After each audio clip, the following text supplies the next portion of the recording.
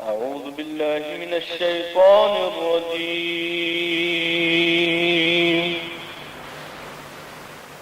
بسم الله الرحمن الرحيم.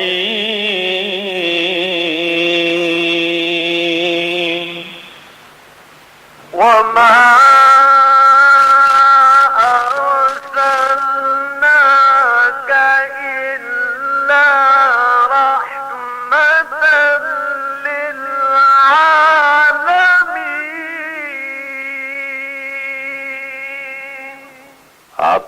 تمام عالموں کے لیے رحمت بنا کر بھیجا گیا ہے۔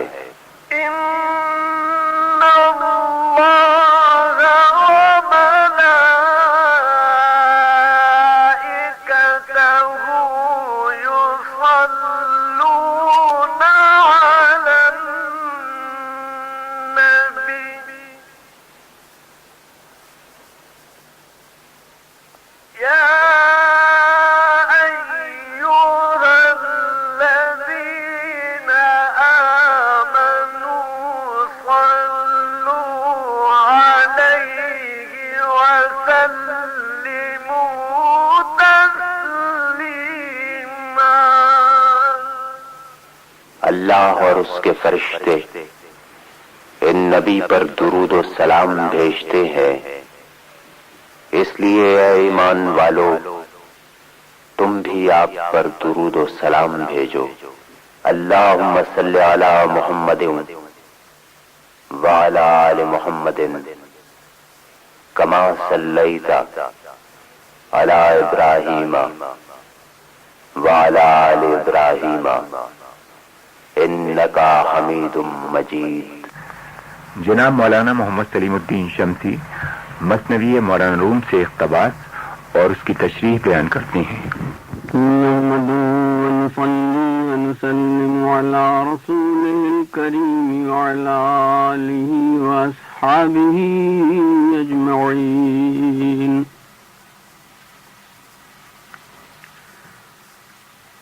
ہشت جنت گردارم در نظر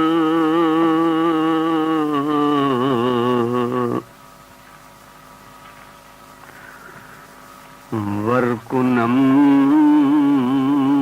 خدمت منظ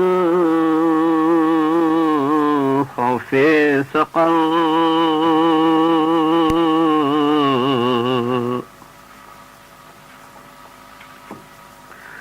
مومن باشم سلامت جو من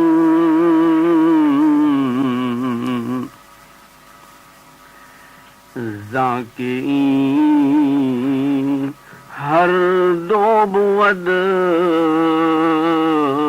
حظ بدن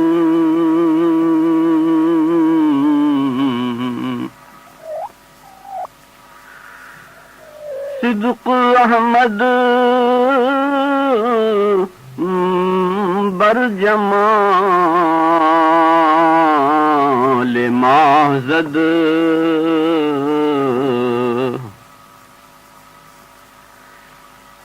بلکہ بر خورشید رخشاں راہزد۔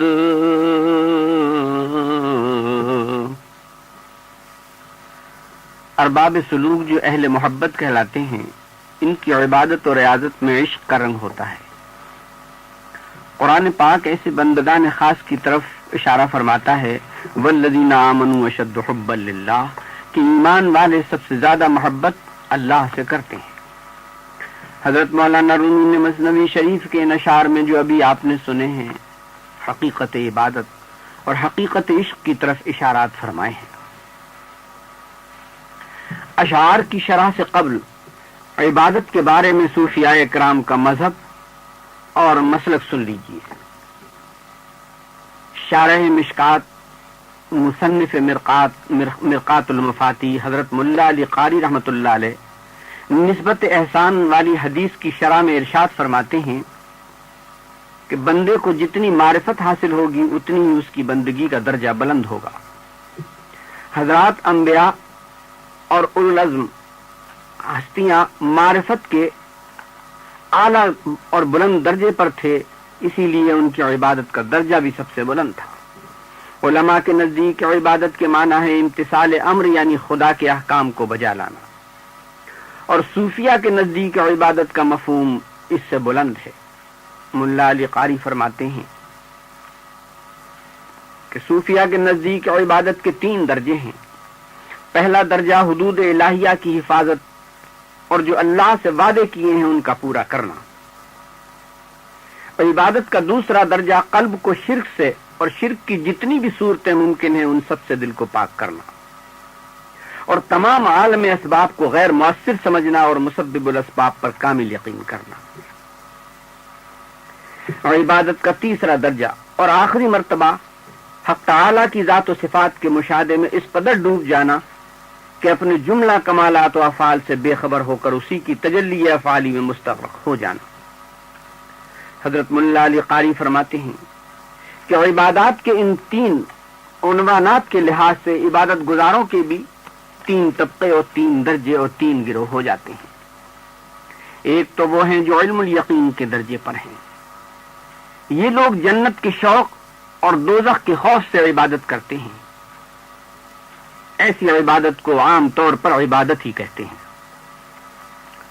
دوسرے وہ ہیں جو علم الیقین کے مرتبے پر ہیں، یہ خاص اللہ کے لیے مخلصانہ بندگی کرتے ہیں، ان پر شوق و ذوق کی حالت طاری رہتی ہے، ایسی عبادت کو عبودیت کہتے ہیں۔ تیسرے لوگ عبادت کے سب سے اعلیٰ و عرفہ مقام پر ہیں، یہ وہ ہیں جو حق الیقین کے مرتبے پر فائز ہیں کہ بندگی ان کی فطرت ثانیہ بن جاتی ہے۔ یہ حضوری کے اس مرتبے پر ہوتے ہیں جہاں خدا ان کے ساتھ ہوتا ہے، یہ چشم باطن میں خدا کے سامنے ہوتے ہیں اور اس کے ذات و صفات کے مانوی اور روحانی کیفیات میں دنیا و مافیہا اور خود اپنے آپ سے بھی بے خبر ہو جاتے ہیں۔ یہ صرف اس لیے عبادت کرتے ہیں کہ یہ بندے ہیں اور اللہ معبود ہے، اور معبود ہی مستحق عبادت ہے۔ حضرت مولانا رومی بندگی کے انہی مقامات کی سیر کرا رہے ہیں جو بطور تمہید عرض کیے گئے ہیں۔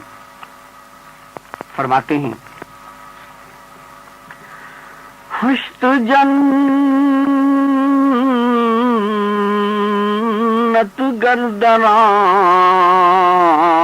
اندر نظر ورکنم خدمت منل خوف سقم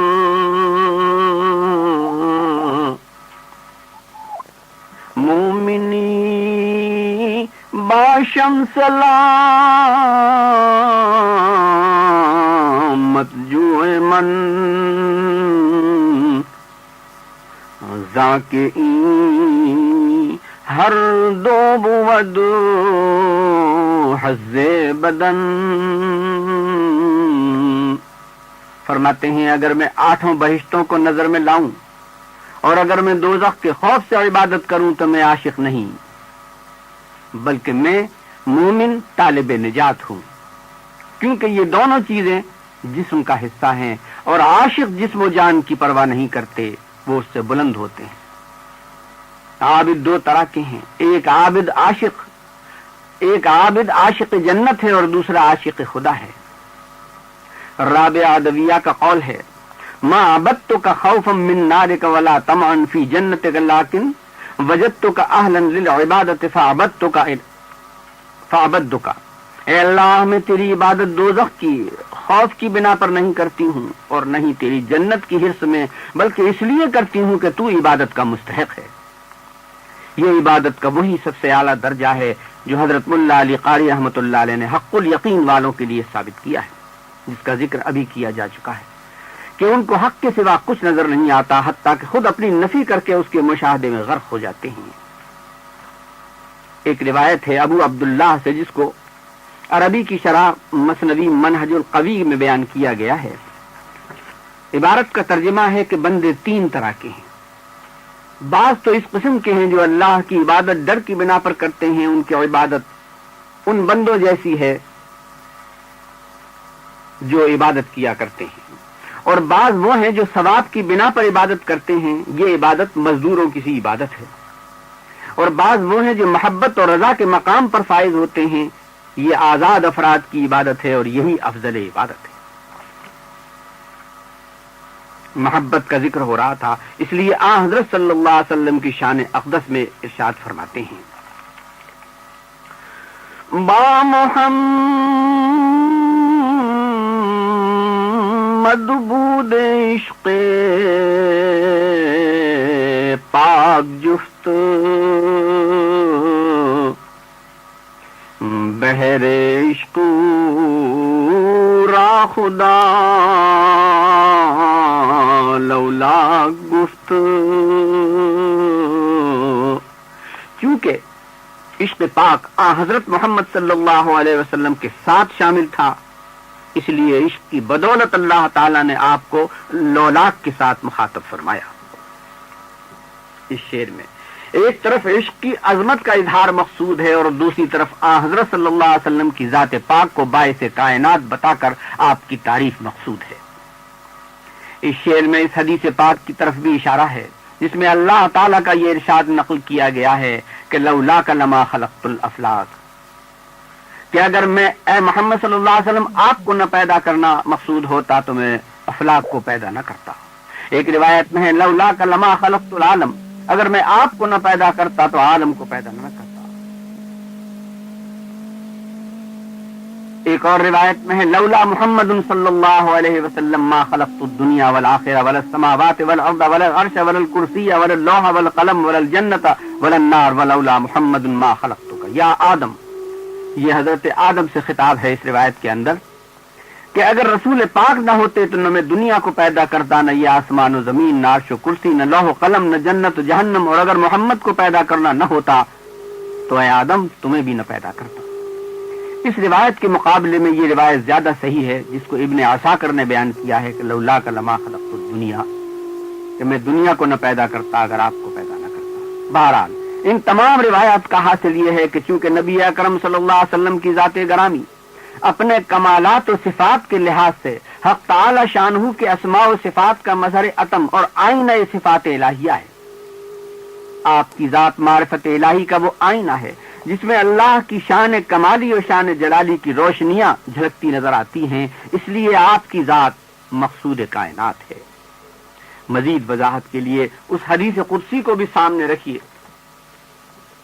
جو صوفیہ کے ہاں ان الفاظ کے ساتھ مشہور ہے کہ کنت کنزا مخفیا فاحببت ان اعرف فخلقت الخلق لان اعرف، میں اپنے صفات جلال و جمال کے لحاظ سے ایک مخفی خزانہ تھا، میں نے چاہا کہ میں پہچانا جاؤں تو میں نے اپنی معرفت کے لیے مخلوق کو پیدا کر دیا۔ مخلوق میں وہ تمام چیزیں شامل ہیں جن کا ذکر روایتوں میں ابھی ابھی ہوا ہے، اور افضل مخلوق اور خلاصہ کائنات حضرت صلی اللہ علیہ وسلم کی ذات اقدس ہے۔ صوفیہ کا کہنا ہے کہ نبی اکرم صلی اللہ علیہ وسلم کی حقیقت یعنی حقیقت محمدیہ یہ ہے کہ گویا آپ ایک تخم ہیں کہ سب سے پہلے آپ کو وجود عطا کیا گیا اور اس تخم سے کائنات کا درخت ہوگا اور وہ برگ و بار لایا اور آخر میں پھر وہی تخم آ گیا۔ ثابت ہوا کہ سب کچھ آپ کو ظہور میں لانے اور آپ کو وجود عطا کرنے کی خاطر ظہور میں آیا ہے۔ یہی مفہوم ہے اس حدیث کا کہ لولا کلمہ خلقت العالم یا خلقت الافلاک، واللہ عالم بالصواب۔ مولانا رومی حضرت صلی اللہ علیہ وسلم کی تعریف میں آگے ارشاد فرماتے ہیں، صدق احمد بر جمال مازد